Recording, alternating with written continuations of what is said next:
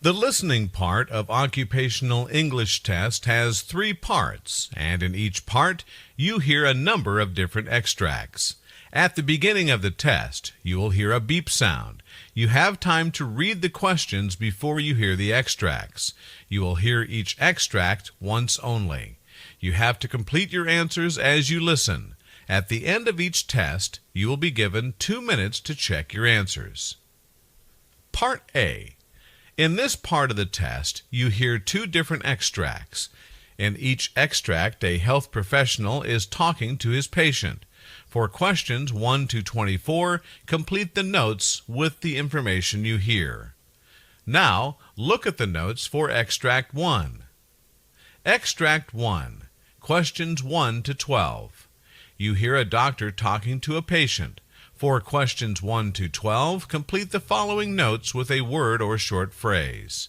You now have 30 seconds to look at the notes.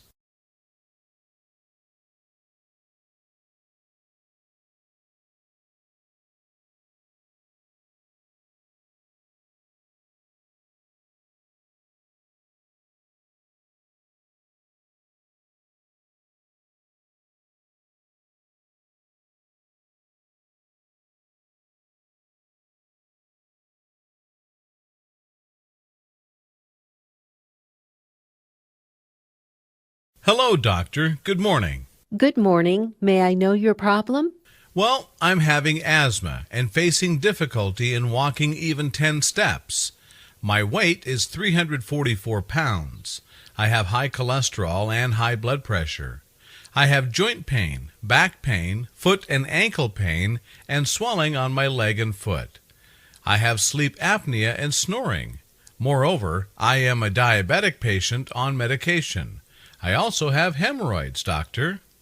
I am also pursuing surgical attempts for weight loss and to become active in my life again. What's your age? 37, doctor. Okay. Do you drink or smoke? I do smoke, and I have stopped drinking alcohol a year back. Have you undergone any surgeries earlier? I underwent orthopedic knee surgery, doctor. Can you brief me about your family history of diseases? All my family members have obesity, heart disease, and diabetes, and negative for hypertension and stroke. But I am using Chantix to come off smoking completely. Okay, tell me about your food habits. I eat things like bacon, eggs, and cheese, cheeseburgers, fast food. How many times do you eat in a day? I eat 4 times a day, 7 in the morning, at noon, 9 p.m., and 2 a.m. Well, the ideal weight for your age is 184 pounds, and you are weighing 344 pounds. That means 184 pounds in excess. What medications are you taking? Diovan, Crestor, and Tricor. Do you have any chest pains or any mild attacks? No, doctor. Well, your cranial nerves 2 through 12 are intact.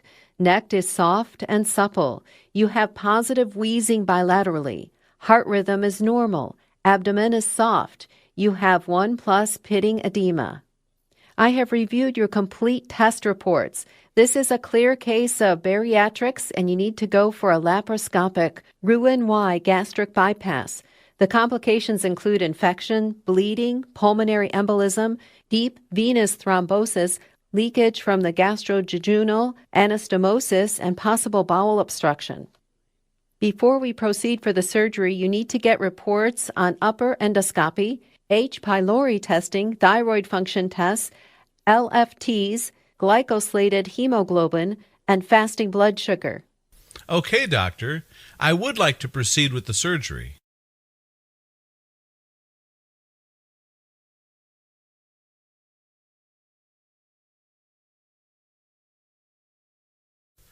Extract 2, questions 13 to 24.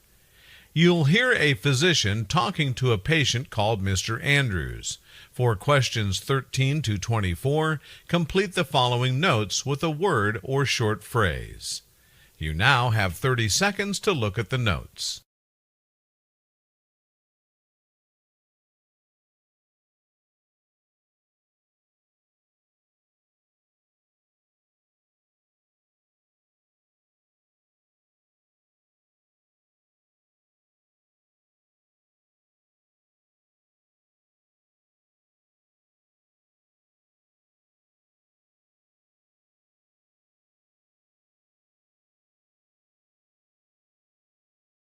Good morning, doctor. Good morning. Please be seated. Is she your daughter? Yes, doctor. What's her name and what's her complaint? Her name is Tiara. She gets shortness of breath with vigorous play and exercise. She gets tired more quickly than the children of her age. Does she have coughing, wheezing, or chest congestion? No, doctor. What's her age? 6 years old, doctor. Moreover, when she runs in races, she seems to have severe problems, as it seems to take her a significantly long period of time to catch her breath. Was she admitted to any hospital earlier? No, doctor. She needed an apnea monitor after birth, and this was continued for approximately 3 months thereafter. At times, she has nasal congestions during the night and morning hours. What medications is she taking now? Nothing, doctor. Is she allergic to any medicine? No, doctor. Her immunizations are up to date? Yes, doctor, but she is yet to have influenza vaccine. While her pulmonary function test shows premature ventricular contraction, it is 1.21 liters, that is 77% of predicted. The FEV1 is 1.9, that is 81% of what we've predicted. Peak expiratory flow is 175 liters per minute, that is 82% of predicted. Post-bronchodilator, she has no change in the forced vital capacity, or FEV1. She had a 10% improvement in the peak expiratory flow up to 195 liters per minute. Her forced expiratory flow is 25 to 75% increased to 2.5 liters per second, which is a 28% improvement. Her borderline normal lung volumes as measured by the forced vital capacity and FEV1, and her flows are in the normal range, although there is some improvement seen post-bronchodilator. This would indicate that she has some airway reactivity. I have reviewed her recent chest x-ray. I've also reviewed the echocardiogram report, which shows normal. She has developed dyspnea with exertion, etiology unknown. Maybe reactive airways disease, a potential cause. She has rhinitis, probably vasomotor and infectious. I am going to start albuterol HFA as ProAir and Proventil 2 puffs via Inspir Ease every 4 hours and 15 minutes prior to vigorous exercise.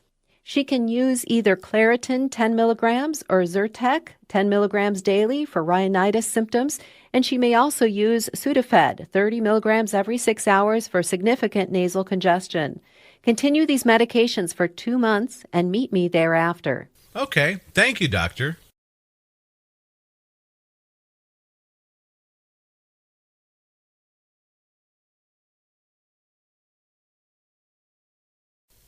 That is the end of Part A. Now, look at Part B.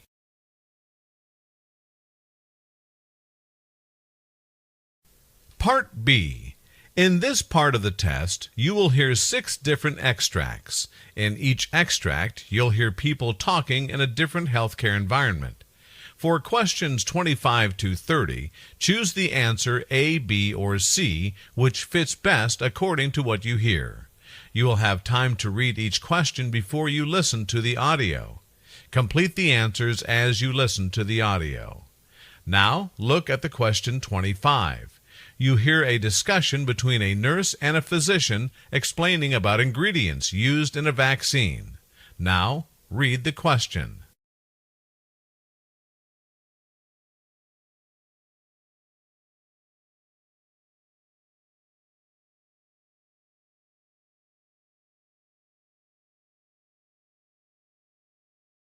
Hello, doctor. Can you explain what ingredients are used in a vaccine?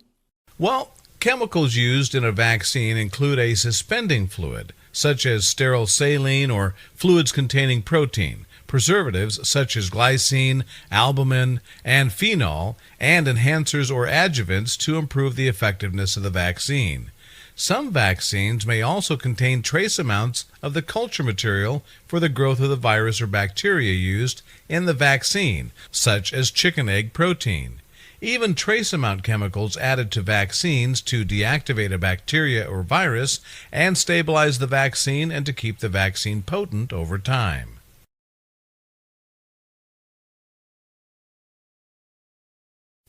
Question 26. You hear a discussion between a nurse and a physician explaining about vancomycin-resistant enterococci. Now, read the question.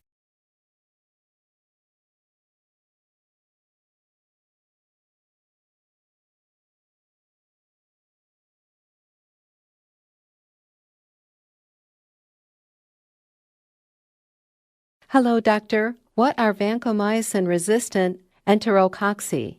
Vancomycin-resistant enterococci are particular types of antimicrobial-resistant bacteria that are resistant to vancomycin. This is often used to treat infections caused by enterococci. Enterococci are bacteria that are normally present in the intestines and in the female genital tract that are commonly found in the environment that can cause infections at times. Most of the times, vancomycin-resistant enterococci infections occur in hospitals.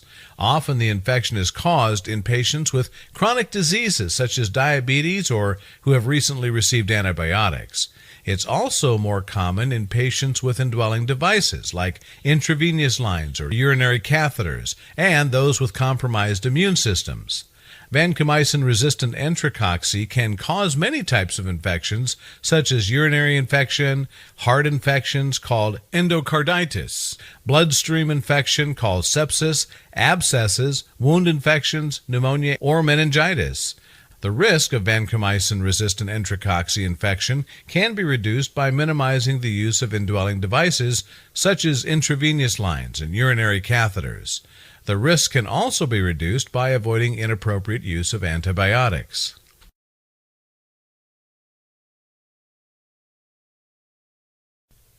Question 27. You hear a discussion between a nurse and a physician explaining about the causes of Shapara hemorrhagic fever.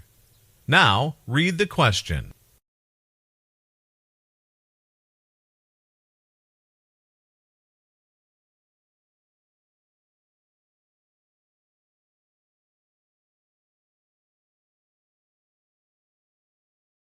Doctor, how are the Shapara hemorrhagic fever is caused? A single-strand RNA virus called a Shapar virus of the Arinaviridae family causes Shapar hemorrhagic fever. Shapar virus is animal-borne or zoonotic infection. Limited clinical trial information about this infection in rural Bolivia. Like any other arenavirus, rodents host Shapar virus as a reservoir. Humans can contract this infection with a contact from an infected rodent.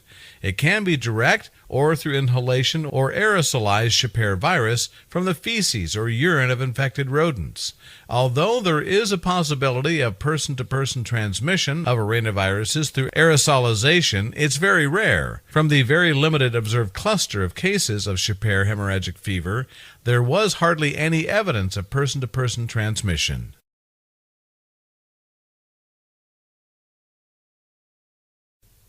Question 28. You hear a dialogue between two physicians discussing about Candidiasis. Now, read the question.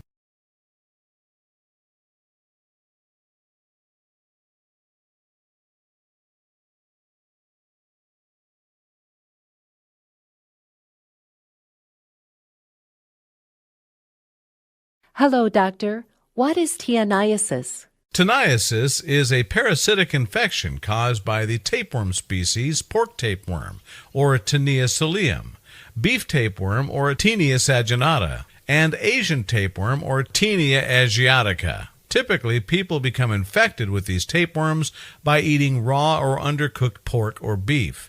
Often, individuals with Candidiasis infection may not know they have an infection because symptoms are non-existent or mild. Especially pork tapeworm infections can result in cysticercosis, a disease that can cause seizures.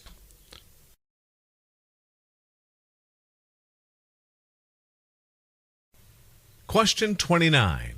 You hear a monologue by a physician briefing about rickettsiosis. Now, read the question.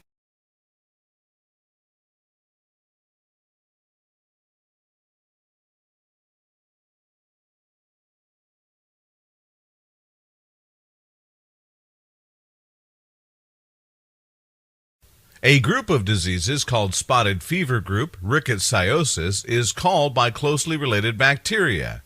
Through the bite of infected ticks and mites, these bacteria spread to people. The most severe and commonly reported spotted fever group, rickettsiosis, is in the Rocky Mountain spotted fever. Other causes of spotted fever group, rickettsiosis in the U.S. include Rickettsia parkeri rickettsiosis, caused by R. parkeri, rickettsial pox, caused by Rickettsia akari, Pacific Coast tick fever, caused by Rickettsia philippi.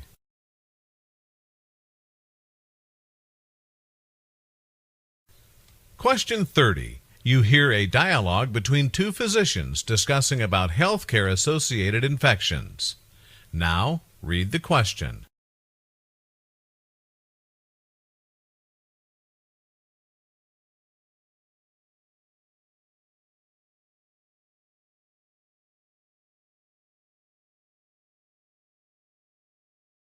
Doctor, what is the cause healthcare-associated infections?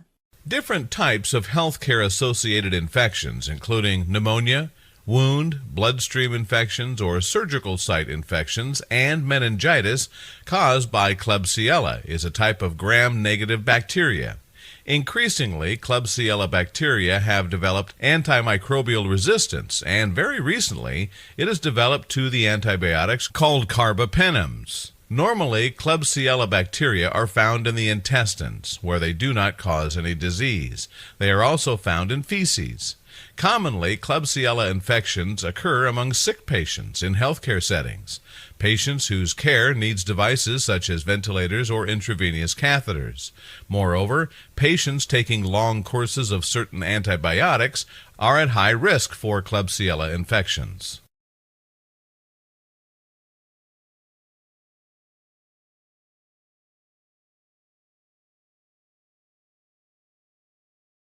That is the end of Part B. Now, look at Part C.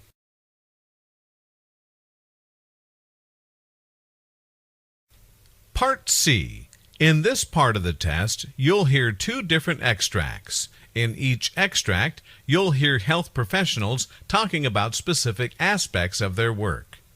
For questions 31 to 42, choose the answer A, B, or C, which fits best according to what you hear. Complete the answers as you listen to the audio. Now, look at Extract 1. Extract 1, questions 31 to 36. You hear the discussion between a doctor and a nurse on the symptoms, signs, and causes of vulvovaginal candidiasis infection. You have 90 seconds to read the questions 31 to 36.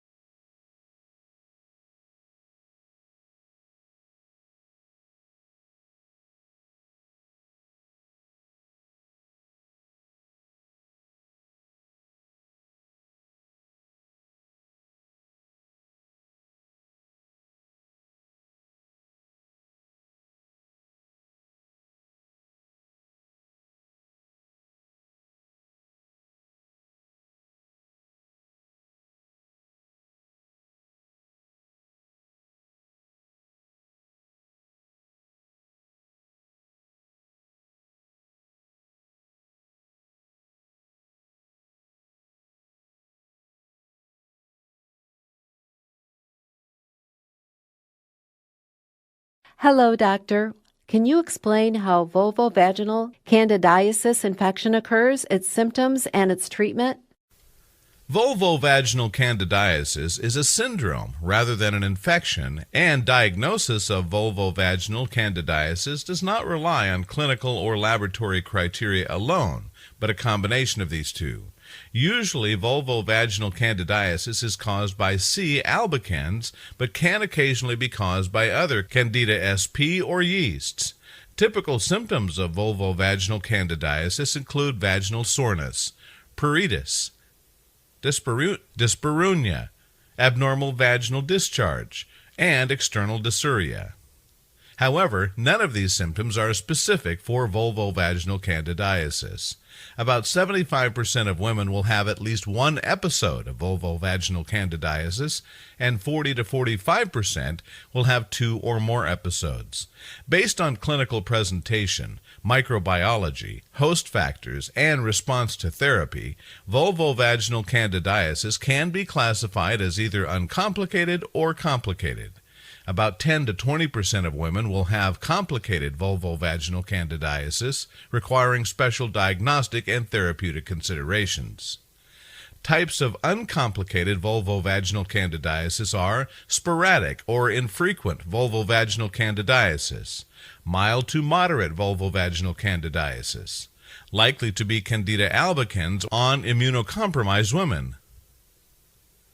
Complicated vulvovaginal candidiasis are recurrent vulvovaginal candidiasis. Several vulvovaginal candidiasis, non-albicans candidiasis, women with diabetes, immunocompromising conditions, debilitation, or immunosuppressive therapy. By the presence of symptoms such as external dysuria and vulvar pruritus, pain, swelling, and redness, a diagnosis of Candida vaginitis is suggested clinically. Signs include fissures, vulvar edema, excoriations, and thick, curdy vaginal discharge. The diagnosis can be made in a woman with signs and symptoms of vaginitis when either a Gram stain or preparation of vaginal discharge demonstrates budding yeasts. Pseudo-hyphae, hyphae, or a culture or other test yields a positive result for a yeast species. Use of 10% KOH preparation in wet preparations improves the visualization of mycelium and yeast by disrupting cellular material that might obstruct the visuality of yeast or pseudo-hyphae. Examination of a wet mount with KOH preparation should be performed for all patients with symptoms or signs of vulvovaginal candidiasis. For patients with negative wet mounts but existing symptoms or signs, vaginal cultures for Candida should be considered. In case Candida cultures cannot be performed, then an empiric treatment can be considered. Identifying Candida by culture in the absence of signs or symptoms is not an indication for treatment, since approximately 20% of women harbor Candida sp and other yeasts in the vagina. However, postcoital testing for yeast is not approved by Food and Drug Administration. Culture for yeast remains the gold standard for diagnosis. Vulvovaginal candidiasis can occur concomitantly with sexually transmitted diseases. Most healthy women with uncomplicated vulvovaginal candidiasis have no identifiable precipitating factors. Short-course topical formulations effectively treat uncomplicated vulvovaginal candidiasis. The topically applied azole drugs are highly effective than niacin. Treatment with azoles results in relief of symptoms and negative cultures in 90% of patients who complete therapy.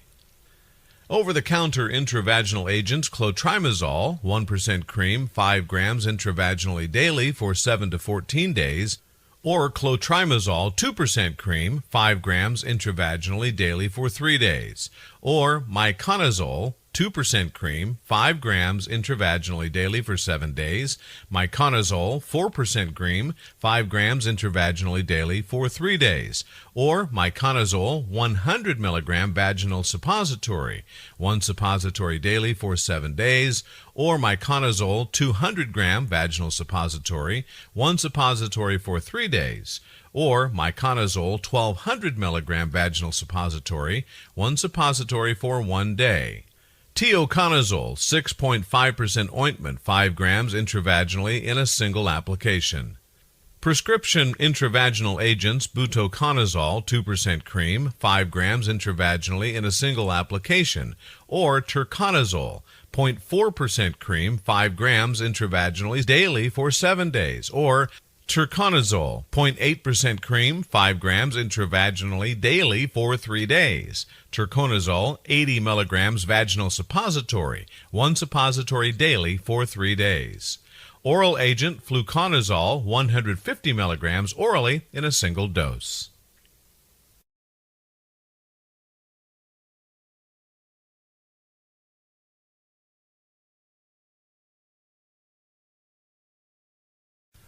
Now look at Extract 2, questions 37 to 42.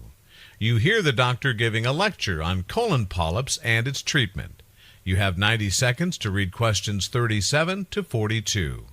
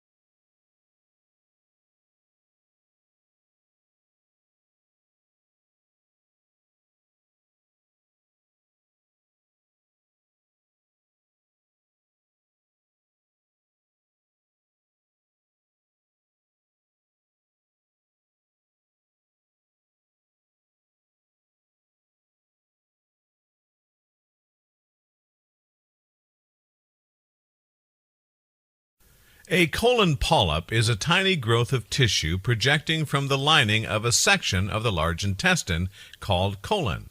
Polyps are common and occurs as people age. Usually, colorectal polyps in the rectum or colon occur in 30% of adults above 50 years in the U.S., while in children, colorectal polyps occur with an estimated 6% affected to 12% in those who experience intestinal bleeding. Although most colon or bowel polyps are harmless, some polyps develop as cancer that takes many years to turn cancerous. The most common types of polyps are hyperplastic polyps and edematous polyps. Usually, hyperplastic polyps or inflammatory polyps are harmless and not a cause for severe concern with a low malignant potential. Rarely, these polyps become cancerous. Although adenomous or edematous polyps are not cancerous, they are potential enough to become cancerous in the future. Larger adenomous are more likely to become cancerous. Resection of adenomous polyps is usually recommended. Malignant polyps contain cancerous cells. The best treatment for malignant polyps will be based on the severity of the cancer and the overall health of the patient. The symptoms of colon polyps are: rectum bleeding is the most common symptom of polyps, though it can also be a sign of other conditions, such as minor tears in the anus or hemorrhoids. Large polyps that block the bowel movements partially can cause abdominal cramps and pain. Heavy bleeding from polyp can make the stool appear black, while minor polyp bleeding can cause red stripes in the stool. However, other factors such as medicines, foods, and supplements can also cause a change in the color of the stool. If a polyp bleeds slowly over time, it may cause an iron deficiency in the patients. Usually, iron deficiency, called anemia, causes pale skin, weakness, shortness of breath, fainting, or lightheadedness. There may be a change in bowel movements lasting longer than a week, including diarrhea or constipation. Eating too much of red meat may cause the risk of colon polyps. Although etiology of colon polyps is not yet known, their occurrence may be connected with certain lifestyle factors such as a high-fat diet, eating too much red meat, not including adequate fiber in the diet, smoking, obesity. Genetic factors can also cause the colon cells to multiply over and above and form polyps in certain individuals. Certain individuals are more likely to develop colon polyps if they have inherited conditions, such as familial adenomatous polyposis, Gardner syndrome, or Peutz-Jeghers syndrome. Colon polyps are usually removed by the following methods. In the colonoscopy procedures, a cutting instrument or an electrified wire loop on the end of a colonoscopy is used to perform a polypectomy. However, smaller polyps are raised and isolated from the surrounding area for easier removal by injecting a liquid underneath the polyp. In a laparoscopy, a small incision is made into the pelvis or abdomen. An instrument called a laparoscope is inserted into the bowel. This technique is used to remove very large polyps or if the polyps cannot be removed safely by colonoscopy. Removing the colon and rectum. In this procedure, called a proctocolectomy, is only performed when the patient has severe condition or cancer, in which the colon and rectum are removed surgically. This method is suggested for patients with rare inherited conditions, such as familial adenomatous polyposis that causes cancer of the colon and rectum, and polyp removal may prevent further development of cancer.